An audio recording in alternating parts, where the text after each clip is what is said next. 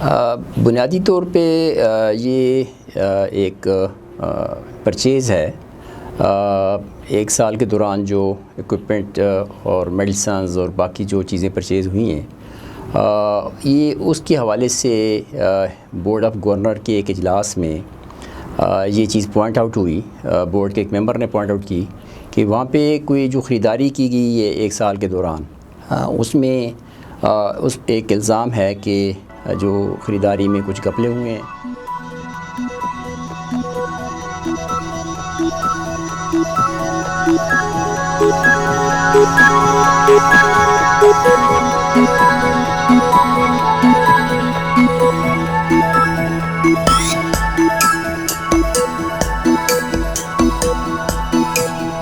اس میں جو Ayub teaching hospital ہے یہ بیسیکلی AMTI ایکٹ کے تحت MTI ایکٹ کے تحت کام کر رہا ہے اور ایک خود مختار ادارہ ہے. بورڈ آف گورنر اس کو لک آفٹر کرتا ہے. تو ظاہر ہے اس کو جو بھی اس کے طریقہ کار ہے وہ بورڈ آف گورنر ہی اس کو فائنلائز کرے گا.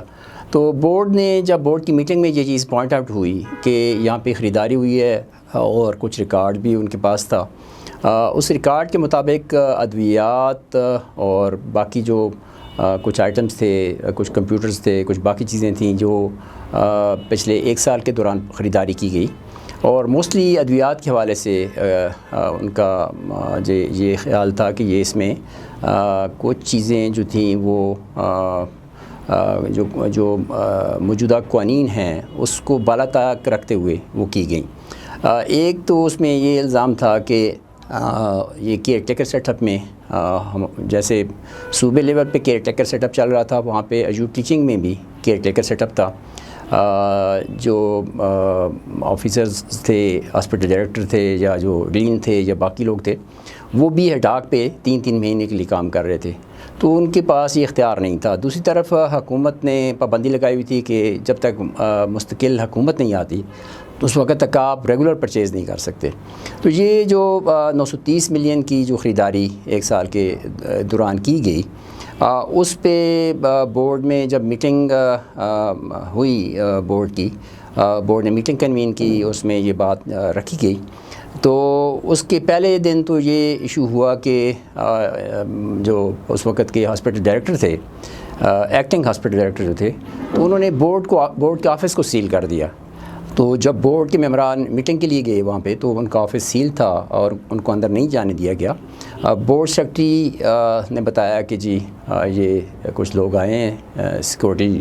کے اور باقی انتظامیہ کے, تو انہوں نے ہمیں میٹنگ نہیں کرنے دی.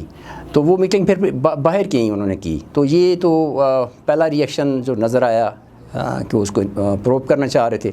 اس کو روکنے کی کوشش کی گئی. تو اس سے یہ بات مزید ان کے ذہن میں آئی کہ یہ کچھ ایسی چیز ہے جس کو یہ نہیں کرنے دینا چاہ رہے. دیکھیں جو 93 کروڑ میں تو کافی ساری چیزیں ہیں, لیکن کوئی جو میڈیسن کی خریداری ہے وہ پہلے کوئی 30-32 کروڑ کی جو خریداری ہوتی تھی اس کو 60-65 کروڑ تک لے جایا گیا. لیکن وہ بھی ابھی تک جو فیکٹ فائنڈنگ کمیٹی بنی اس میں پہلے اس کے جو چیئرمین تھے اسد خان جدون, جو بورڈ کے ممبر بھی تھے, ان کو چیئرمین بنایا گیا. اور ساتھ ان کے جو کو آفیشلز تھے, ڈاکٹر حق نواز تھے, فائنانس کے ڈائریکٹر تھے. لیکن بعد میں صوبائی لیول پہ بورڈ میں کچھ تبدیلیاں ہو گئی اور بورڈ کی تبدیلیوں کی وجہ سے پھر وہ کمیٹی ریوائز ہوئی. اور ریوائز کمیٹی میں ایک ممبر ہیں سید جعفر شاہ, ان کو اس کا چیئرمین بنایا گیا. تو وہ ابھی تک جو ہے وہ چونکہ گورنمنٹ پروسیس میں ایسے نہیں ہوتا کہ آپ کے پاس ایک چیز آئی اور آپ نے ایکشن لے لیا. آپ پہلے فیکٹ فائنڈنگ کمیٹی کی فائنڈنگز آئیں گی, اور فیکٹ فائنڈنگ کمیٹی اگر سمجھتی ہے کہ واقعی اس میں کچھ غلطی ہوئی ہے یا اس میں کوئی گھپلہ ہوا ہے تو پھر جو ایفیشینسی اینڈ ڈسپلنری رولز کے تحت اس کی ایک کمیٹی بنائی جائے گی جو اس کے تحت کارروائی کرے گی, ان لوگوں کے خلاف انکوائری بھی کرے گی اور پھر کارروائی کرے گی. تو لیکن ابھی چونکہ پہلا فیز جو ہے ابھی وہ فائنل نہیں ہوا. ابھی پہلے فیز فائنل ہونے میں کچھ اور محرکات بھی ہیں. ایک اس میں یہ فیکٹر بھی ہے کہ جو بورڈ کے کچھ 3 ممبران انہوں نے چیلنج کیا ہوا ہے کہ ان کی ممبرشپ جو ختم ہوئی ہے اس کو روکا جائے. تو کورٹ نے فی الحال اس کو روکا ہوا ہے، وہ نیکسٹ ڈیٹ کے بعد ہی پتہ چلے گا کہ اس کی کیا حیثیت بنتی ہے۔ دوسرا جو ہاسپٹل ڈائریکٹر اور کچھ لوگ جو ہیں باقی اس میں گئے ہوئے ہیں کورٹ میں، چونکہ جو اس کا ٹریبونل ہے اس کے فیصلے کے خلاف جس میں جایا جا سکتا ہے، تو ایم ٹی آئی ٹریبونل کا ہیڈ کوئی نہیں تھا، تو ابھی ایک جج صاحب کو یہ اختیار دیا گیا ہے، ان کا نام ہو گیا، منظور ہو گیا، تو نیچرلی ابھی یہ ٹریبونل یہ سنے گا۔ ٹریبونل کی عدم موجودگی میں یہ چیزیں بھی ہائی کورٹ ڈیل کر رہا تھا، تو جب تک وہاں سے کوئی چیزیں کلیئر نہیں ہوتی تو میں سمجھتا ہوں یہ انکوائری کی فائنڈنگ سامنے نہیں آ سکتی۔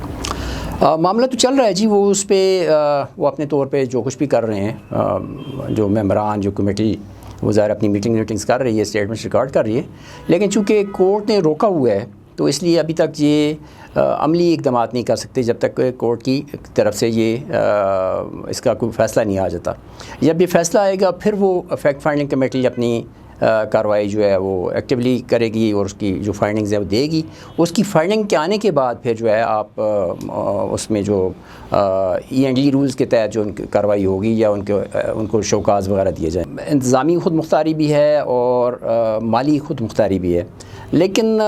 اس کے باوجود جو ہے مسائل میں اضافہ ہوا ہے۔ جی بالکل موجود ہے، اس میں آڈٹ کا سسٹم بھی ہے، گورنمنٹ کی طرف سے آڈٹ بھی ہوتا ہے، انٹرنل آڈٹ بھی ہوتا ہے، تھرڈ پارٹی ایک ان کا آڈٹ کا بھی ایک کانسیپٹ موجود ہے۔ لیکن ایشو یہ ہے جی کہ جو یہ فیصلہ جو کیا تھا، یہ جو ایکٹ بنا تھا، یہ اس لیے بنا تھا کہ آپ کے فیصلے جو ہیں مقامی سطح پہ ہوں، اور مقامی سطح پہ فیصلوں کے لیے آپ نے جو بورڈ تشکیل دیا اس کی کانسٹیٹیوشن بھی اس طریقے سے ہونی چاہیے تھی کہ وہ وہیں پہ بیٹھ کے فیصلے کرتے، لیکن بدقسمتی سے اس میں اس لیول پہ کام نہیں ہوا، اور وہ فیصلے بھی سیاسی بنیادوں پہ شاید کیے گئے یا دیگر بنیادوں پہ، تو وہ اس کا اتنا زیادہ افیکٹ نہیں ہوا کہ جی وہ مقامی سطح پہ اگر آپ فیصلے کرتے ہیں تو اس میں بہت ساری چیزیں جو ہیں وہ اس کے ریزلٹس وہ نہیں آتے۔ دیکھیں، اگر بورڈ کی کانسٹیٹیوشن مکمل ہو جاتی ہے، 7 ممبرز کا بورڈ ہوتا ہے، ابھی 3 ممبرز نوٹیفائڈ ہیں نئے، اس میں 3 ممبرز نے اسٹے لی وہ، تو مطلب ابھی وہ کورٹ میں کیس ہے، اس کا بھی ڈیسیژن نہیں ہوا۔ اگر یہ فیصلہ ہو جاتا ہے اور بورڈ مکمل ہو جاتا ہے تو پھر یہ چیزیں تبھی مکمل ہوں گی، کیونکہ الٹیمیٹلی فیصلہ بورڈ نے کرنا ہے۔ بورڈ سمپل کسی ایک بندے کا نام نہیں ہے، وہ 7 ممبرز ہیں انکلوڈنگ چیئرمین، اور ان کو وزیر اعلیٰ نامینیٹ کرتا ہے ایک پراپر طریقہ کار سے، ہیلتھ سے ایک سمری آتی ہے سرچ اینڈ نامینیشن کونسل کے ذریعے، اور وہ جب تک وہ کمپلیشن نہیں ہوتی، جب تک کیس کورٹ میں ہے تو وہ کمپلیشن نہیں ہو سکتی، جب تک وہ نہیں آتا تو کچھ بھی نہیں ہو سکتا۔ لیکن میرا ذاتی خیال یہ ہے کہ اگر یہ ایک انکوائری پراپر طریقے سے ہوتی ہے، کیونکہ ابھی فیکٹ فائنڈنگ انکوائری ہے، اگر فیکٹ فائنڈنگ انکوائری میں چیزیں ثابت ہو جاتی ہیں تو پھر تو ڈیفینیٹلی ایک پروسیس ہے، وہ جو لوگ بھی انوالو ہیں ان کے خلاف کارروائی ہوگی۔ لیکن اگر فیکٹ فائنڈنگ انکوائری میں چیزیں ثابت نہیں ہوتی تو پھر تو وہ شاید ای اینڈ ای رولز کے تحت وہ انکوائری نہیں ہو سکتی۔ لیکن ابھی جو بظاہر حالات نظر آ رہے ہیں کہ جو